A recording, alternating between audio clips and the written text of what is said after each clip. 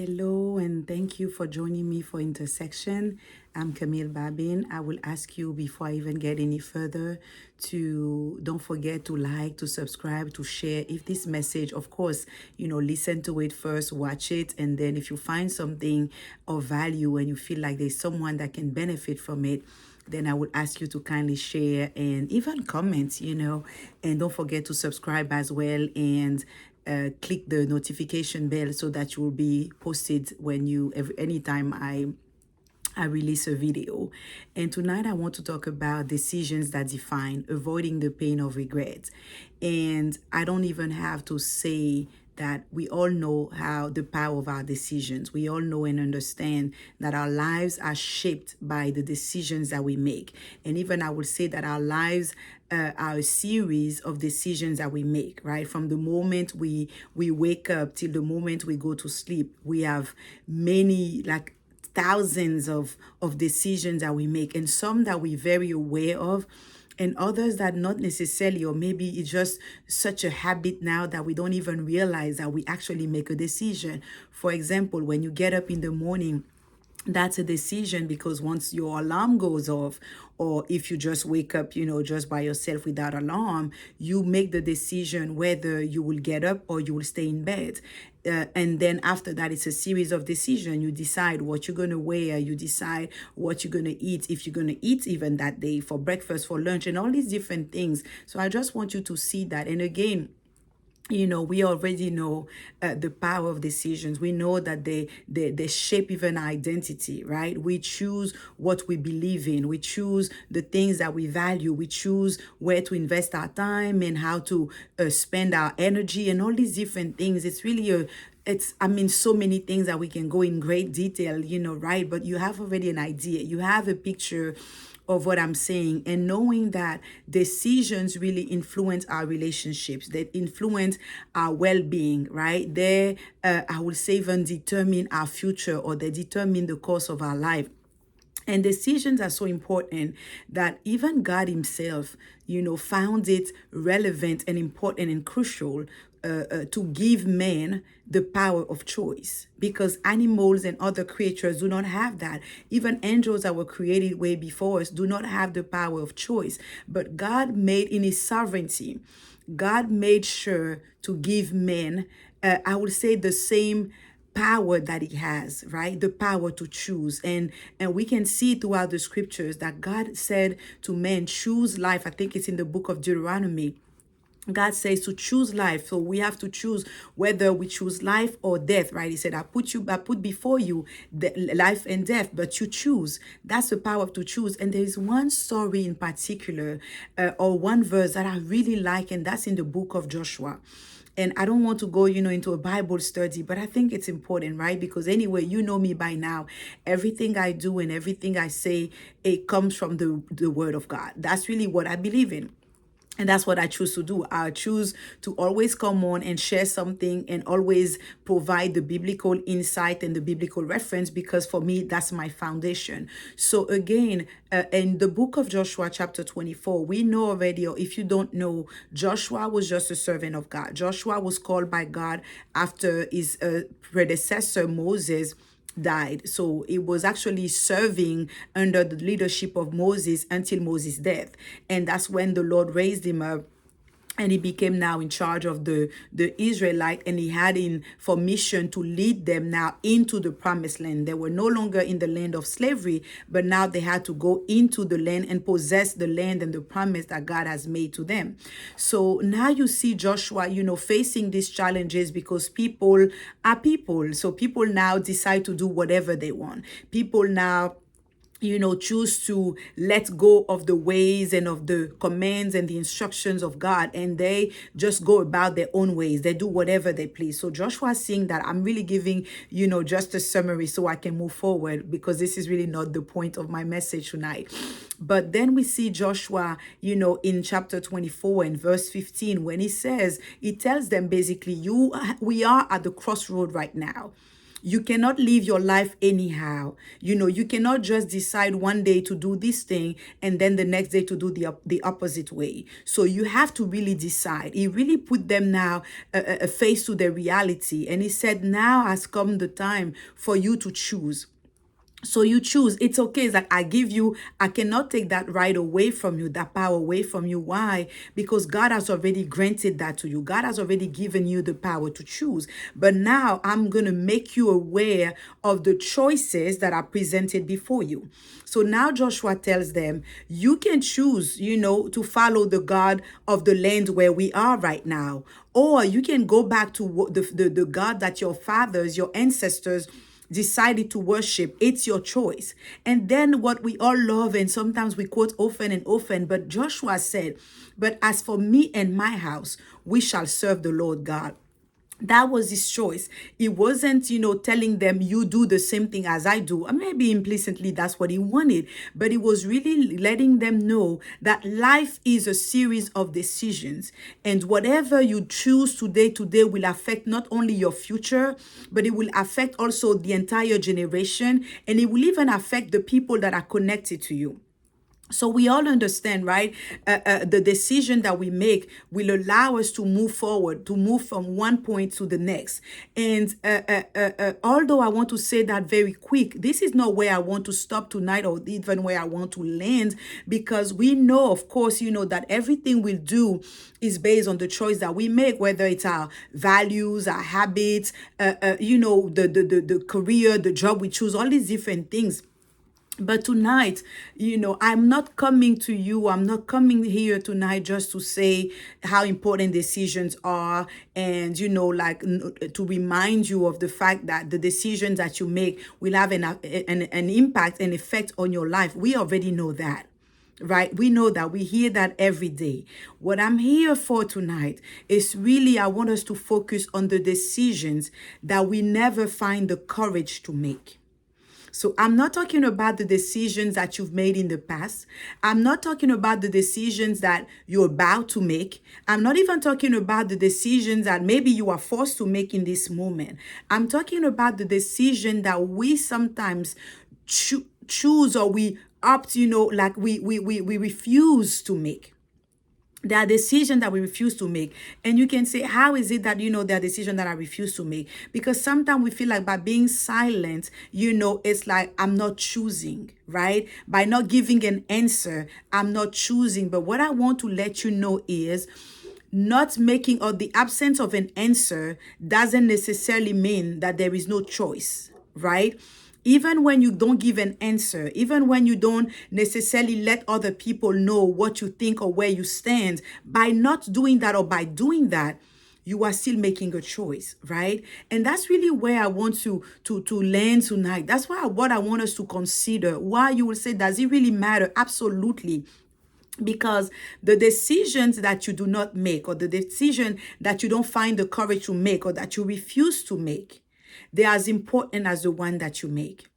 They're as consequential as the one that you make. Why? Because when you don't make a decision, not only you give your power, that means for every decision that you refuse to make, you're allowing someone else to make that decision on your behalf. Let me say this again. For every decision that you refuse to make, you're allowing someone else to make that decision on your behalf. And of course, you can imagine that when you give that power away, when you allow somebody to make a decision for your life, for the way things should go about your life, then you can imagine that they don't always have your best interests at heart. They don't work for you.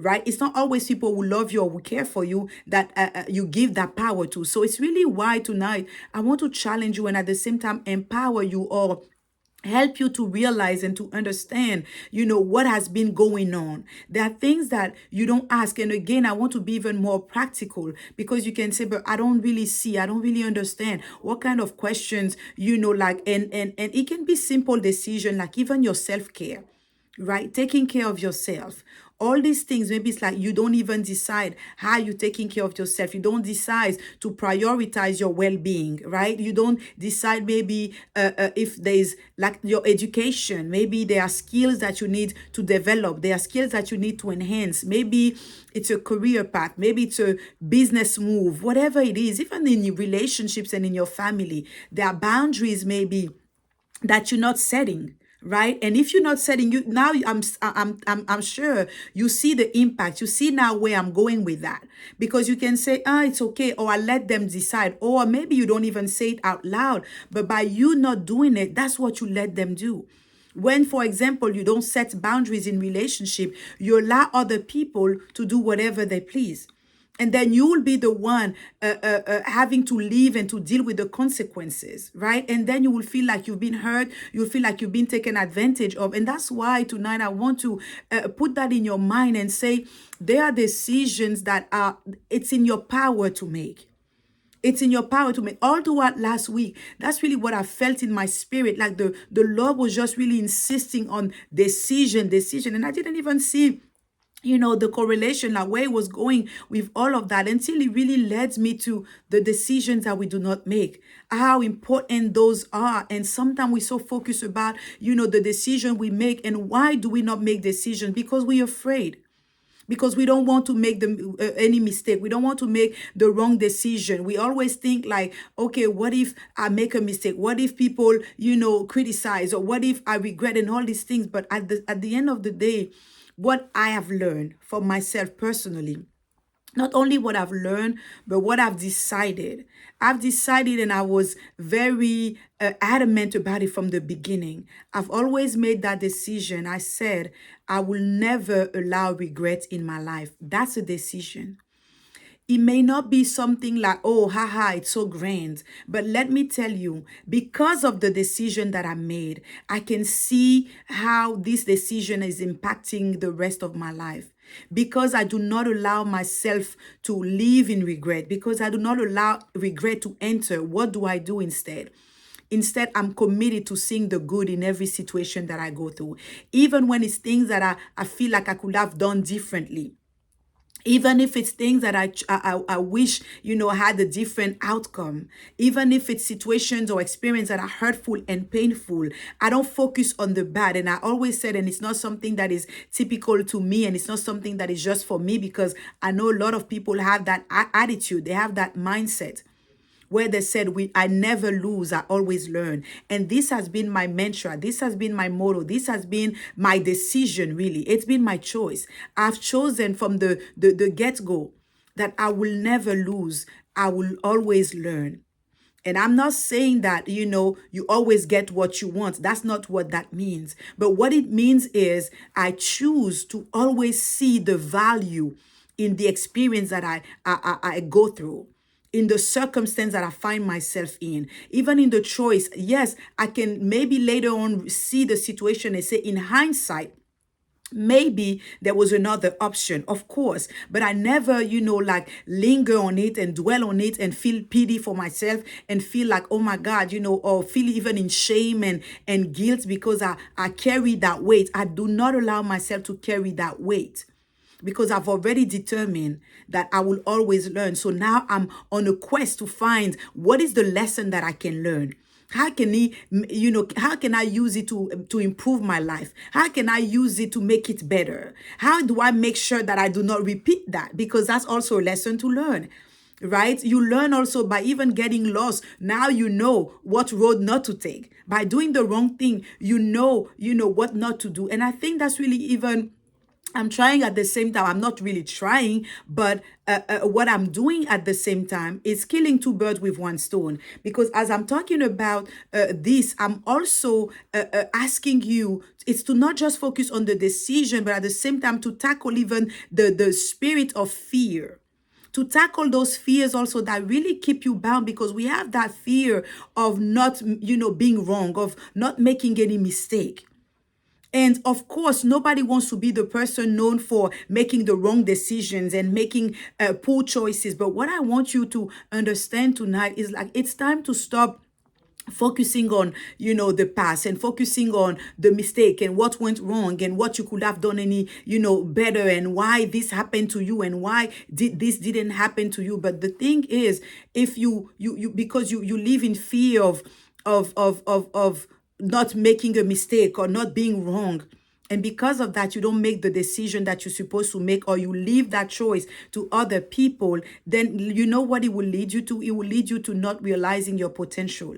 It will lead you to not living out your dream. It will cause you to live in regret. It will cause you to even develop like anxiety and stress and all these different things. So I want to ask you this question, and I want to encourage you to take it maybe as a homework, take it as an assignment.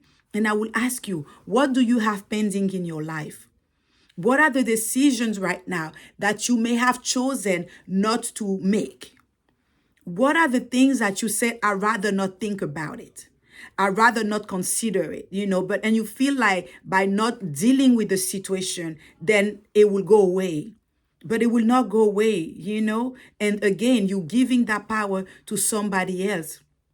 So I really want you tonight. I don't want to be too long because I just wanted to share this as the Lord really impressed that on my heart. And I was even considering for myself, because I was like, of course, when God speaks, it's not just for me to release the word, but it's also for me to receive it first and to take inventory, to review myself and assess and kind of determine areas of my life where there are decisions maybe that are on the table. Maybe there are situations that I'm facing or things that I could change by just making a decision, or by just taking the time even to review them, because that's a decision. There is something that happened even last night. I was speaking with my husband. We're just talking, and I asked him a question, because I do ask a lot of questions. That's just my job. So I asked a question, and I was asking him a question. And of course, the question I asked, always in my asking questions, probing, I'm always the type of person that I like to cause people to think, right? I always like ask questions that are, some people will call me deep, but I don't know, I just like reflection questions. That's what I would say. I like, self-reflection questions. I like to ask questions where you can really do an introspection, right? That really bring awareness. That's really, I think, for what I do anyway, it comes with it, right? It's important for us to understand, because if we don't go